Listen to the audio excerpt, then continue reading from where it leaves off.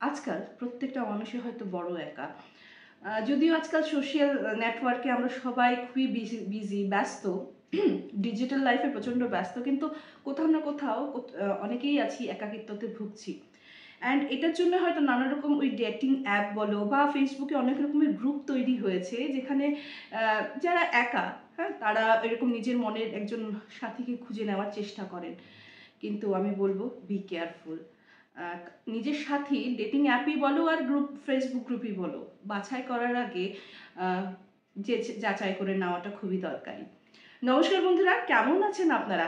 আমি রুমকি আজও 1000 জীবনের 1001 গল্পে ঘটনা নিয়ে চলে এসেছি। মধুমিতা চাকি ম্যাম পাঠিয়েছেন, নিউ জার্সিতে উনি থাকেন। এর আগেও কিন্তু ম্যামের ঘটনা এখানে এবং কথায় গল্প ফুতুর রেডিও স্টেশনে কিন্তু আমি শেয়ার করেছি। আজকের ঘটনাটা হয়তো চোখ খুলে দেওয়ার মতো একটা ঘটনা উনি শেয়ার করেছে। আর যারা ভাবছেন আমার সঙ্গে ঘটনা শেয়ার করবেন, কি করে করবেন, করে দিতে পারেন আমাদের হোয়াটসঅ্যাপ নাম্বার 8011006740, নতুবা আমাদের মেইল আইডি কথায় গল্প @gmail.com। একটাই রেখেছি, কথায় গল্পেরই রেখেছি, যাতে কোনো রকমের অসুবিধা আপনাদের না হয়। তো চলুন, আমি কিন্তু বসে আছি, অপেক্ষা করছি, আর এখন চলেই যাই ঘটনায়। হ্যাঁ, তো মধুমিতা চাকি সঙ্গে ম্যামের সঙ্গে ওনার খুব একজন ক্লোজ রিলেটিভ এই ইনসিডেন্টটা শেয়ার করে। তো এই ক্লোজ রিলেটিভ মানে যেই ভদ্রলোকের ঘটনা শেয়ার করেছেন, ওনার নাম আশিস বাবু। এখানে আমি ছদ্মনাম কিন্তু ইউজ করছি। আশিস বাবুর কাকিমুনিকে পুরো ঘটনাটা বলেছেন এবং কাকিমুনি কিন্তু ম্যামকে বলেছেন। ওই ঘটনাটাই তোমাদের শেয়ার করছি। তো আশিসবাবুর জীবনে কাকু কাকিমুনির রোল কিন্তু প্রচণ্ড ইম্পর্ট্যান্ট। অ্যাকচুয়ালি ম্যামের সঙ্গে ওই কাকিমুনির দেখা নিউ জার্সিতেই হয়, উনিও ওখানেই থাকেন। এবং উনি আর কি ওনার ভাইপোর, মানে অ্যাকচুয়ালি ওনার ভাসুরের ছেলে আর কি, ওনার কথা বলেছেন। তো আশিস বাবুর কিন্তু মা নেই এবং ওনার বাবাও জানো তো ছেলের থেকে একটু কেমন যেন, মানে উনি মানে আমি ওয়েস্ট বেঙ্গলেরই ঘটনা, ভুল ধরে নাও কলকাতারই ঘটনা। ভদ্রলোক কলকাতায় থাকতেন না এবং ওনার একটা নাকি রিলেশন আছে, যেটা উনি সোশ্যাল মানে সামাজিকভাবে স্বীকৃতি এখনো দেননি। তাই এই ব্যাপারে না ওই আশিসবাবুর কাকি বলো কাকু বলো, ইনফ্যাক্ট আশিসবাবু কিন্তু কিছু বলেন না, যেহেতু উনি এখনো রেডি নয়, তৈরি নয়। আর ভদ্রলোক ওনার ছেলের যে বেশ ওনার প্রায় 39-40 ইয়ার্স এজ হবে আশিসবাবুর। তো একটা দেখো, প্রত্যেকটা মানুষের, সে ছেলে মেয়ে নির্বিশেষে সবারই একটা এজে না একজন জীবনসঙ্গীর দরকার পড়ে। সে ফিজিক্যালি মেন্টালি সব ক্ষেত্রে, ঠিক আছে, প্রত্যেকটা মানুষের একটা ভালোবাসার মানুষের দরকার পড়ে। তো তখন ওনার কাকি তো যেহেতু বাইরেই থাকেন, তো ওখান থেকে ওনাকে ফোনে বলেছেন যে তুই নিজেই খুঁজে নে না কেন, আজকাল তো কত রকমের ডেটিং অ্যাপ বেরিয়েছে, অ্যান্ড অলসো ফেসবুক গ্রুপে। তো সেই কাকিমুনির কথা মতো, যেহেতু ওনার মা ছিলেন না, কাকু কাকিমুনিই কিন্তু সত্যি কথা বলতে গেলে আশিসবাবুর প্যারেন্টসের ভূমিকা পালন করতেন। তো যখন কাকিমুনি বলেছেন, উনি এরকম করে ডেটিং অ্যাপে ডেটিং অ্যাপ ইনস্টল করলেন অ্যান্ড অলসো ফেসবুক গ্রুপে জয়েন হলেন। তো ওখান থেকে একজন মেয়ের সঙ্গে দেখা হলো, যার নাম পূজা। পূজা কিন্তু কলকাতায় থাকে, বাট ওর অ্যাকচুয়ালি আদি বাড়ি, যেটা আশিসবাবুকে বলেছে, সেটা হলো তোমার আসামের আপার আসাম, ওই ডিব্রুগড় দুলিয়াজান ওইসব জায়গায় আর কি। হ্যাঁ, ওইখানে এসছে। তো ঠিক আছে, প্রথমে কথাবার্তা হতে হতে পরে জানা গেল, আশিসবাবু যেটা জানতে পারলেন, যে ওর বয়স নাকি 40-এর কাছাকাছি, মানে আশিসবাবুর থেকে কিছু বড়ই। অ্যান্ড অলসো ও কিন্তু ডিভোর্সি, মানে বিএ এলএলবি পড়তে পড়তে আসামে থাকতো। হ্যাঁ, ও প্রথমে আশিসবাবুকে বলেছেন মামার বাড়ি বলো বা বাবার বাড়ি সব আসামে, আবার আসামে। বাট পরে বলে যে এলএলবি পড়তে পড়তে ওর বাবা নাকি তখন কলকাতায় থাকতেন। মানে এটা কখন হলো ওটা আর কি ক্লেরিফাই করেননি আশিসবাবুর কাছে, যে ওনার বাবা আসাম থেকে কলকাতায় কখন আসলেন। এখানে নাকি ছেলে দেখে পছন্দ, যখন ফাইনাল ইয়ার ছিল বিয়ে দেয়, 3-4 বছর নাকি মানে ঘর করার পর দুজনের মানে ও আর কি এলিগেশন যেটা লাগিয়েছে, ওর হাজব্যান্ডের এক্সট্রা ম্যারিটাল অ্যাফেয়ার ছিল, সেটা সহ্য করতে পারেনি। ওকে ওরকমভাবে কেয়ার করতো না, টাইম দিত না, ভালোবাসতো না বলে ওদের ডিভোর্সটা হয়েছে। ঠিক আছে, যখন এই কথাটা আশিসবাবু ওনার কাকিমুনিকে জানালেন, তখন কাকিমুনি একটা কথা বললেন যে দেখ, মেয়েটাকে তো একটা অ্যাপের মাধ্যমে বা গ্রুপের মাধ্যমেই পেয়েছিস, ব্যাপার তো কিছু জানিস না, একটু খতিয়ে দেখ। কারণ খুব কম ক্ষেত্রে এটা হয় যে ডিভোর্সে না শুধু এক পক্ষের দোষ থাকে। দেখতে গেলে মানে তালি দো হাত সে বাজতা হয়, ওরকম টাইপের আর কি। যে নিশ্চয়ই দুজনের কিছু না কিছু তো প্রবলেম হবে হয়তো, তাই ডিভোর্স অবধি গড়িয়েছে। আরেকটা কথা যেটা ও কাকিমণি আর কি মধুমিতা ম্যামকে বলেছেন, যে যেন আমার আরেকটা খটকা লেগেছে, যে ও যেরকম মানে বলছে না যে বিয়ে হয়েছে এতদিন ছিল, বিয়ের পর নাকি ও এত বছর একা ছিল, ওই তুলনায় ও বয়স যেটা বলছে ওর থেকে আরো বড় হওয়া উচিত। হ্যাঁ, যদি আমরা ক্যালকুলেশন করি। অ্যান্ড অলসো মানে মানে ও যেহেতু ডেটিং অ্যাপেই ওকে পেয়েছে, ডেফিনেটলি ও সামওয়ান স্পেশালকে খুঁজছিল। হতে পারে যে এর আগেও যে একটা রিলেশন হয়নি, এটারও কিন্তু কোনো মানে পুক্তা সাপোর্ট নেই। এটার একটা কারণ আছে। একবার কি হয়েছে, 3-4 বার ওদের সঙ্গে দেখা হওয়ার পর, মানে আশিস বাবু এবং পূজা ডেট করছিলেন, একদিন কি হয়েছে, পূজার একটা ফোন আসে। এবং একটা জিনিস জানো তো, যখন আমাদের প্যারেন্টসের ফোন আসে, আমাদের টোন, আমাদের এক্সপ্রেশন, আমাদের বডি ল্যাঙ্গুয়েজটা পুরোপুরি আলাদা থাকে। এখন এমন একজনের যদি ফোন আসে, সে সামওয়ান স্পেশাল হোক বা এমন কেউ যার সঙ্গে আমি হয়তো ডেট করছি, ওর ফোন আসলে কিন্তু আমাদের বডি স্ট্রাকচার বলা ভুল, বডি ল্যাঙ্গুয়েজটা পুরোপুরি চেঞ্জ হয়ে যায়। আশিস বাবুর সঙ্গে একদিন ডেট করার সময় পূজার একটা ফোন আসে, সে কিছুটা দূরে যায়, দূরে গিয়ে কথা বলে, কিন্তু ওই যে বললাম আশিস বাবুর ওখান থেকে একটা খটকা লেগে যায়, যে একটু দূরে গিয়ে কথা বলছে, আর এরকম করে বলছে যেমন অ্যাজ ইফ কোনো মানে এমন কোনো গুরুত্বপূর্ণ মানুষ, প্যারেন্টস বলে তো ওনার একদমই মনে হয়নি। পূজা কিন্তু বলেছিল ও কলকাতায় একটা আবাসনে থাকে, ওই দমদম নিউ টাউনের ওদিকে, অ্যান্ড ও ওর মায়ের সঙ্গে থাকে। হ্যাঁ, অ্যান্ড ঠিক আছে, তো তখন ফোনটা রেখে এসে আশিস বাবুকে বলছে আমার ইমিডিয়েট যেতে হবে, খুব একটা আর্জেন্ট, মানে আমার ফ্যামিলি একটা প্রবলেম চলে এসেছে, যাবো বলে ও চলেই গেছে। ঠিক আছে, ওইটা একটা খটকা লেগেছে। একদিন কি হয়েছে, আশিস বাবুর সঙ্গে উনি গেছিলেন মল বাগেরাতেই গেছিলেন, তো হঠাৎ ওর প্রিয়াস এসে গেছে।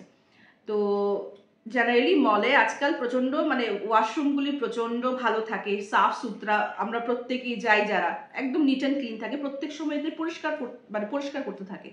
কিন্তু তখন আশিস বাবুকে বললেন যে না, আমি তোমার বাড়ি যাবো। হ্যাঁ, তো আশিস বাবুর না একটু খটকা লাগলো, কিন্তু ও এমনভাবেই ধরেছে, উনি না মুখ ফুটে না করতে পারেননি। আর যদিও মানে ভাবছিলেন যে ব্যাপারটা কি, এখানেও তো করে নিতে পারে, এখানে তো এত ভালো ওয়াশরুম, বাট মানে ওরকমভাবে বলতে পারিনি। তো ঘরে এসছে, ঘরে এসে মানে সব কিছু ঠিয়ে করে একটুক্ষণ স্পেন্ড করে চলে গেছে।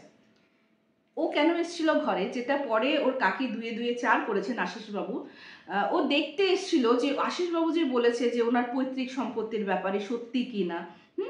ইনফ্যাক্ট আশিসবাবু একদিন বলেছিলেন পূজাকে যে আমার হয়ে ডিসিশন কে নেবে জানো তো, আমার কাকু কাকিমা। কারণ আমার কাকু কাকিমার উপরে আমার বাবা কোনোদিনও কথা বলে না। ইনফ্যাক্ট কাকিমা যা বলবে কাকু ওরকম ডিসিশন নেবে, এবং কাকুর মতেই কিন্তু আমার বাবা চলবে। কারণ আমার বাবা জানে আমার কাকু কাকিমা সবচেয়ে থেকে শুভকাঙ্ক্ষী যদি কেউ হয়ে থাকে, সেটা হলো আমার কাকু কাকিমা। তখন নাকি পূজা একটা কথা বলে উঠেছিল, আমি তো তোমার বাবার সঙ্গে কথা বলবো, বাবাকে চিনি, এই কাকু কাকিমাকে। ওইটাও প্রচন্ড খটকা লাগে। কারণ দেখো, প্রত্যেকের জীবনে মা বাবা ছাড়াও এরকম অনেকে থাকতেই পারেন যে খুব স্পেশাল একটা প্লেস হোল্ড করেন, বা ওনারা আমার মনে একটা মানে শ্রদ্ধার তো জায়গা বটেই, বাট একটা ভালোবাসার জায়গাও নিয়ে থাকে। ওই মানে ওই মানুষগুলির বিষয়ে তুমি যাকে নিয়ে স্বপ্ন দেখবে, বা তুমি যাকে নিয়ে হয়তো একটা ঘর বাঁধার স্বপ্ন দেখছো, সে যদি এরকম একটা মন্তব্য করে দেয়, অবভিয়াসলি খটকা তো লাগবে। এই কথাটাও কিন্তু আশিসবাবু ওনার কাকিমণিকে জানিয়েছে। তখন কাকিমণি না বলছে যে আমার না কিছু কিছু জায়গায় খটকা লাগছে। আরেকটা কথা যেটা আর কি বলেছে, যেটার মধ্যে মানে ওনার কাকিমণি বুঝিয়ে গেছেন যে মেয়েটা সুবিধার নয়। উনি একটা কথা বলেছে যে আগের বিয়েতে নাকি ওর স্বামীর সঙ্গে যে ঝগড়াঝাটি লাগতো, যে আগের বিয়েতে নাকি ওর স্বামী সব স্যালারি নাকি ওর মাকে দিয়ে দিত, মানে ওর শাশুড়িকে দিয়ে দিত। হ্যাঁ, এবং শাশুড়িকে দিয়ে দিত। আর মানে পূজার যদি কোনো কিছু দরকার পড়তো, শাশুড়ির থেকে চাইতে হতো। সে মানে সিনেমা হলে যেতে হলেও শাশুড়িকে চাইতে হবে, কোনো শপিং করতে গেলেও শাশুড়ির থেকে চাইতে হবে। ওটাও প্রচণ্ড রাগ। ইনফ্যাক্ট আশিসবাবুকে তো মুখে বলেও দিয়েছে, ভালো হয়েছে তোমার মা নেই, মা থাকলে হয়তো এইসব ঝঞ্ঝাট ঝামেলা হতো। আমার আগের হাজব্যান্ডের মা কিন্তু আমার সঙ্গে এরকম প্রবলেম করেছে, আর যেটা ওর মনে খুব লেগেছে, আশিসের মনে। হ্যাঁ, ঠিক আছে, এটাও ওর কাকিমণিকে বলেছে। তো এইসব কথা শোনার পর তুমি বুঝতেই পারো, আমি যখন বলছি যারা এখানে এক্সপিরিয়েন্স মানুষ আছো, তারা বুঝেই গেছো যে মেয়েটার ভাবভঙ্গি কেমন। হ্যাঁ, অ্যান্ড তারপর মানে ও তো বুঝতে পারছে যে আশিসের জীবনে কিন্তু কাকু কাকিমার প্রচণ্ড রোল, একটা বড় মাহাত্ম্য আছে। অ্যান্ড আশিস মোটামুটি সব কথাই কিন্তু কাকু কাকিমার সঙ্গে শেয়ার করে। হ্যাঁ, তো একদিন কি হয়েছে, হঠাৎ মানে আস্তে আস্তে মানে ওর যখন পূজার রূপ আশিসের সামনে ধরা পড়তে লাগলো, একদিন কি করেছে, আচ্ছা, এর মধ্যে পূজা আরেকটা কথাও শেয়ার করেছে, কেন ও কলকাতায় পরে শিফট হয়ে যায়। বিয়ের পর নাকি ও আসামেই চলে গেছিল। ইনফ্যাক্ট ওদের বাড়িটা নাকি একদম লাগালাগিই ছিল। হ্যাঁ, তো এত লাগালাগি, এটাও আরেকটা খটকা। ওর কাকি বলছে যদি এতই লাগালাগি বাড়ি থাকতো, তাহলে কেন ওর বাবা আবার কলকাতায় এসে ওই আসামের ওই ছেলে, একই জায়গার ছেলেকে আবার ওনার মেয়েকে এসে কলকাতায় কেন বিয়ে দিলেন?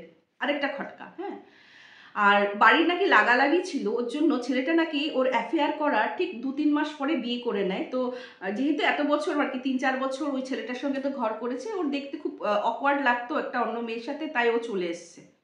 এখন একটা কথা যেটা আর কি, মধুমিতা ম্যাম এখন নিজের একটা দিয়েছেন, মানে ওনার একটা ভিউ দিয়েছেন যে দেখো রুমকি, যদি একটা ছেলে সব পয়সাই যদি ওর মাকে দিয়ে দেয়, আর একটা এলিগেশন যে মেয়েটা লাগিয়েছিল পূজা বলে, যে ও নাকি এই অন্য মেয়েকে নিয়ে ফুর্তি করতো বা এক্সট্রা ম্যারিটাল অ্যাফেয়ার, ওটার জন্য ওটা তো খরচা সাপেক্ষ, রাইট? একটা মেয়ের সঙ্গে যখন তুমি টাইম স্পেন্ড করবে, একটা খরচা, মানে ওকে ভালো একটা গিফট বলো বা ডেটে নিয়ে যাও, খরচা আছে। ও যদি ওর মাকেই সব টাকা দিয়ে দেয়, মার থেকে কি চাইতে যাবে যে মা ওই টাকা দাও আমি অমুক ইয়েতে খরচা করব? তো একটা ছেলে যেখানে ভক্ত, যে মাকে সব টাকাই দিয়ে দেয়, তাহলে ও এক্সট্রা ম্যারিটাল অ্যাফেয়ার কি করে করবে? অথচ ওর বউয়েরও তো খরচা আছে, মা জিজ্ঞেস করবে না তোর এত টাকা কেন লাগে? ঠিক আছে, হতে পারে যেটা আর কি আশিসের কাকিমণি ইয়েকে বললেন, মধুমিতা ম্যামকে, যে হতে পারে হয়তো যখন ডিভোর্স চলছিল তখন কোনো মেয়ের সঙ্গে মানে একটা সম্পর্কে যায়, তারপর ডিভোর্স হওয়ার 2-3 মাস পরে বিয়ে হয়ে যায়, হতেই পারে। আর সব কিছু শুনে মধুমিতা ম্যাম নাকি ওনাকে বলেই দিয়েছেন যে এই মেয়ের আরেকটা মানে সেকেন্ড টাইমও ডিভোর্স হয়নি, এরকম মানে বললে হয়তো দ্বিধাগ্রস্ত বোধ হবে, হতেই পারে, কারণ ও যেরকম মেন্টালিটি বুঝতে পারছি। তো একবার কি হয়েছে, মানে উনি তো বুঝেই গেলেন পূজা যে মধুমিতা ম্যামের যে পরিচিতা কাকি যায়, আশিসের কাকি, উনি ওনাদের মানে আশিসের লাইফে প্রচন্ড একটা ইম্পর্টেন্ট রোল প্লে করে। তখন কি করলেন, একদিন ও কি বললো, ফোন করেছে আশিসকে যে আমার না মানে আসামে যেতে হবে, ওর বিয়ের কিছু ফার্নিচার আছে সেখান থেকে নিয়ে আসতে হবে, ওর যেতেই হবে। তো এই কথাটা উনি ওই কাকিকে ফোন করে বললেন। তো কাকি বলছে যে আসাম থেকে ফার্নিচার খরচা করে কেন নিয়ে আসবো, ওই খরচাতে তো এখানেই কত সুন্দর সুন্দর ফার্নিচার হয়ে যায়। আর তাছাড়া ওখানে না ওদের বাড়ি ফ্ল্যাট বাগেরা আছে, ওখানেই তো রেখে দিতে পারে ওই ফার্নিচারগুলি। যদি শ্বশুর বাড়ির থেকে মানে ওর বিয়েতে যা দিয়েছিল ফার্নিচারগুলি যদি রিটার্ন করতেও হয় তো ওখানেই রাখতে পারে, এখানে কি নিয়ে আসার আছে পয়সা খরচ করে? ওখান থেকে তো ওই পয়সা খরচ করলে, একটু পয়সা খরচ করলে তো এখানেই নতুন পেয়ে যাবে। তো যখন আশিস পুরোপুরি না করে দেয় যে আমি যাব না, তারপর নাকি মেয়েটা একদম আশিসকে ইগনোর করা শুরু করে, মানে ওই রিলেশনটা এখানেই শেষ। তো ওই কাকি, আশিসের কাকিমুনি মধুমিতা ম্যামকে বলছিলেন যে আমি না খুব গিল্ট ফিল করছিলাম, আমি তো ওকে বলেছিলাম যে এরকম কোনো অ্যাপ, অনেকগুলি অ্যাপ আছে বা গ্রুপ জয়েন কর যেখান থেকে একটা ভালো মেয়ে পাবি। এখন মেয়েটা পেলো তো পেলো, এরকম মেয়ে পেলো, বেচারাকে পুরোপুরি হয়তো ইমোশনালি উনি একটু অ্যাটাচড হয়ে যাওয়াটা কোয়াইট স্বাভাবিক, তাই না? তো মানে নিজেকে মানে নিজে অপরাধী বলে উনি ফিল করছিলেন। তো যাই হোক, অল্পতে কেটে গেছে, মেয়েটার থেকে তো ছুটকারা পেয়ে গেছে। তো ওটার জন্য আমি বুঝতেই পারছো থাম্বনেলে টাইটেলও দিয়ে দিয়েছি এইসব থেকে সাবধান। কারণ দেখো আমি বললাম না আজকাল, আমি কখনো বলি না মেয়ে খারাপ, আমি কখনো বলি না ছেলে খারাপ, ছেলের মধ্যেও ভালো খারাপ আছে, মেয়েদের মধ্যেও খারাপ ভালো আছে। এখানে যেমন দেখছি যে মেয়েটার একটা অন্যরকমই ছিল, যে ও অ্যাকচুয়ালি যাচাই করে নিতে চাইছিল যে ম্যাটেরিয়ালিস্টিক লাইফ বা ফিনান্সিয়ালি সব ঠিকঠাক আছে কিনা, তারপরে তো না হয় ছেলেটাকে পটিয়ে পাটিয়ে ভালোবেসে, যেটা আর কি ওর কাকি বলছে, কাকির মতে ভালোবেসে তো বিয়ে ঠিয়ে করে দেওয়াই যাবে, ঠিক আছে। কিন্তু যখন বুঝতে পারলো যে কাকির এখানে প্রচন্ড একটা রোল প্লে করবে ওরা, তখন আস্তে আস্তে কিন্তু কেটে গেল। তো যা হয়, আমি তো বলবো যা হয় ভালোর জন্যই হয়। এটাই যদি অনেক আগে অবধি বাড়তো বা বিয়ের আগ মুহূর্তে যদি এসতো, অনেক কিছু জানা যেত, যেটা হয়তো আশিসবাবু আর ওনাকে বিয়েই করতে পারতেন না। আশিসবাবুর কিন্তু মন আরো বেশিভাবে ভেঙে যেত। তো ভগবান যা করে মঙ্গলের জন্যই করে, এই ক্ষেত্রে এই কথাটাই বলবো। তো তোমাদের কেমন লাগলো? ছিল না একটু অন্যরকম ঘটনা? আমার জীবনের 1001 গল্পে এইসব ঘটনা আনার একমাত্র উদ্দেশ্য শুধু আমরা একটু সাবধান হয়ে যাই, তাই না? আমাদের মানে পরিবেশটা যা হচ্ছে আর দিনকে দিন, বা আমাদের চারপাশটা আজকাল যেরকম হচ্ছে, এইগুলি ঘটনা আসলে না নিজেকে হয়তো একটু সাবধান করে নেবো, বা আমার মেয়েকে বলো, বা আমার পাড়া প্রতিবেশী, বা আমার সন্তান তুল্য যাদের আছে, বা ফ্রেন্ড বলো, একটু সাবধানে দেখিস, একটু দেখে টেকে নিশ্চয়, তো ওসবই আর কি। তো কেমন লাগলো আজকের ইনসিডেন্টটা প্লিজ জানাতে ভুলো না, কমেন্ট সেকশনে কমেন্ট করো, নতুন হলে সাবস্ক্রাইব করতে ভুলো না। এভাবে পাশে থাকো, তোমাদের ভালোবাসা কিন্তু একান্তই দরকার, এই পরিবারটাকে বড় করতে হবে। অ্যান্ড তার থেকেও বড় ইম্পর্টেন্ট, সবার সঙ্গে শেয়ার করো, কারণ আমি চাই এইসব ঘটনা সকলে যাতে শুনুক, হ্যাঁ, আর কিছু না হোক, একজনের যদি হেল্পও হয়ে যায়। আমি বলবো আমার এই জীবনের 1001 গল্পের যে এই চ্যানেলটার উদ্দেশ্য কোথাও না কোথাও সফল হয়েছে। তো চলো আজকের এপিসোডটা আমি এখানেই শেষ করছি, খুব তাড়াতাড়ি দেখা হবে। Till then bye bye, see you soon, নমস্কার।